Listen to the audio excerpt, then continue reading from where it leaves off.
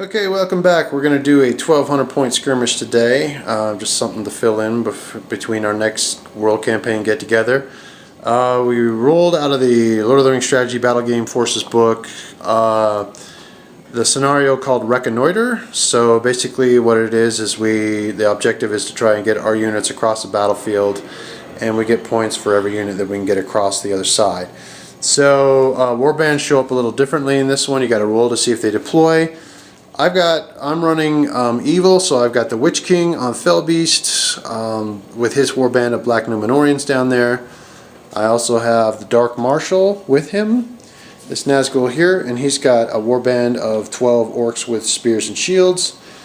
And then my other warband that deployed is the Mouth of Sauron with 4 stands of the Black Numenorian riders.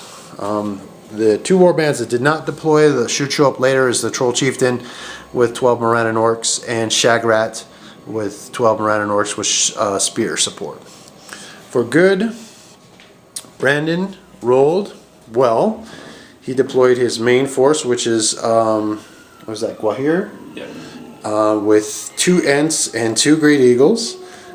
He also has Legolas with a warband of Wood Elf archers up on that hill. And we have Galadrim with a warband of Galadrim warriors with shields. He failed to deploy Gimli, who's got Gimli and 12 Khazad Guard, I believe. So we'll go ahead and play round 1, and we'll be back for post round 1. Okay, beginning of round 2, we roll priority, evil 1. My final 2 warbands did roll up on a roll of 4. They showed up. And Gimli did not show up yet, so we've got the Eagles moving this way. We got Legolas and the Ents moving forward. The Witch King is forming up over there. These Shagrat's army and my Troll Chieftain army have arrived, or warbands rather, and the Mouth of Sauron is moving forward to try and hit the border on the other side. So we'll go ahead and update after this turn. Okay, so we're starting around turn 3. Gimli's army did show up. Or his warband rather. He rolled and deployed. He's obviously going to deploy and protect his flank from these cav that are going to try and charge across the board. Eagles are coming closer. Evil has moved up, and Legolas has volleyed again with his guys and killed one of my archers with, or not my archers, one of my shieldmen with spear support back there on the Numenorians over here. So we're going to go ahead and start turn 3, and I'll probably do some updates on some fighting once we clash. Alright, we'll see you at the end of turn 3. Okay, end of turn 4 I believe. The battle's progressing. We're getting close to clashing over here. These guys have moved up. Witch King has positioned himself. The Ents are moving in. Point of interest here, Legolas is getting direct shots. They did shoot the guys in front of the Dark Marshal, and they hit him twice, and he burned both of his fates. So he is out of fate. If he gets hit again, he is done. So pretty important there. Legolas has used 1 might to make him burn that fate. So it is getting interesting. Start the next turn. Okay, under turn 5, we got a couple of compels to keep these Eagles where they're at. They're starting to reform up here in the middle. My cav dropped away from the dwarves. The Ents threw a couple rocks, killed a guy, and we got some more archers that are starting to whittle down my back line. So we will start the end of start turn 6. Okay, end of turn 6. Good 1 priority, and it wound up hurting him more than helping him. He had to move his guys first, which he didn't want to do. So he got an eagle in on the Mouth of Sauron, won that battle, but did not wound. We had some elves up here get killed. The Witch King did a heroic combat over here and moved in on Galadriel and used his Morgul Blade on her and knocked her to the ground and killed her with a Morgul Blade. Over here, the archers are continuing to whittle me down. I am down almost a warband on this side already. So we'll move on to turn 7. And we'll see where we go from here. Okay, I believe this is end of turn 7. This eagle lost the battle, so he's got a wound on him. These Eagles have won their battles. They took a couple of casualties off the board. The Witch King was able to win his battle. He was surrounded, but he did get lucky and win. So he's able to take 2 models off there. Over here, the archers continue to whittle down this warband. This is all but lost at this point. So we still got 12 fresh archers up here and an Ent to deal with. So we are ready to, I think, for turn 8. Okay, a lot of action this turn, end of turn 9. This dwarf here, actually, the dwarf that was down here was knocked to the ground and was decimated. This dwarf here was charged, but he actually made his roll and slew the charge. So I lost a guy there. This guy knocked to the ground, but he failed to wound.